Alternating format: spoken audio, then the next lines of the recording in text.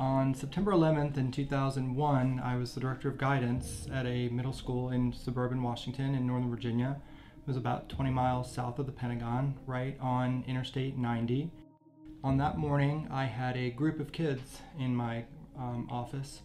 We were getting ready to send the kids to homeroom and go to child study. We had heard on the news about the plane hitting the first tower in the World Trade Center, and there was a lot of sort of running around the building trying to figure out what that was about and what that meant. And then not long after that, the news came that a plane had flown into the Pentagon. And then things got, I think, pretty serious in the building. Our students, their parents worked for the federal government. They were active duty in the military, and it was something that was important to us to make sure that they were okay. We had one command room in the building where we allowed the television to come in, and that was my job, was to be in the command room.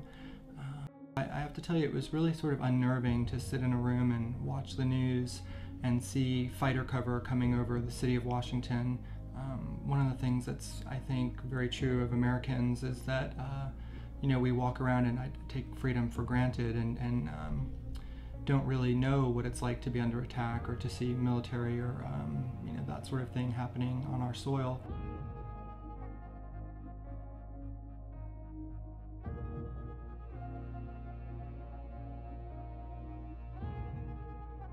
In addition to being a middle school guidance counselor, I was a varsity coach at a high school that was about a mile away from the middle school.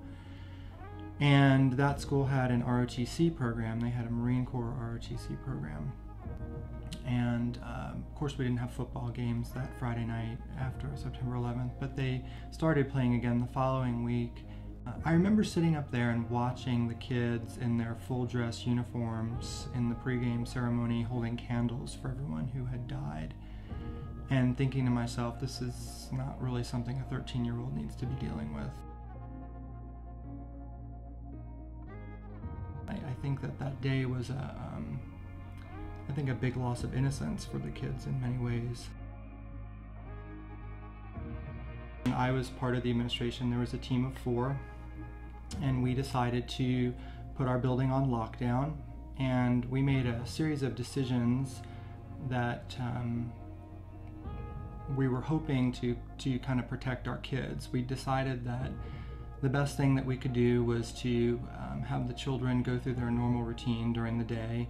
And then at the end of the day, we announced to the children what had happened and talked about the importance of being safe and being a good friend and caring for their brothers and sisters and the members of their community so that they could ride the bus together and make sure that everyone got home safely. Asked them to go directly home, check in with their parents, and make sure that their families were okay.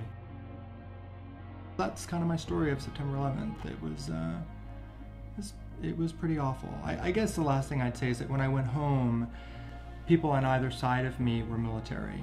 My neighbors were military, and I lived in a circle in a cul-de-sac, and the guy who lived to the right of me worked in intelligence and was supposed to go TDY, which means overseas, you're deployed overseas, and he had forgotten his pass to get into the Pentagon. And so when he was driving back, he drove home to get it and was driving back to the Pentagon, and he actually saw the plane hit the building.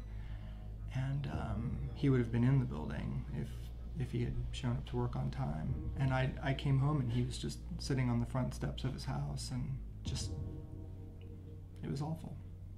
It was absolutely awful. But we got through it, and I think have learned a lot from it.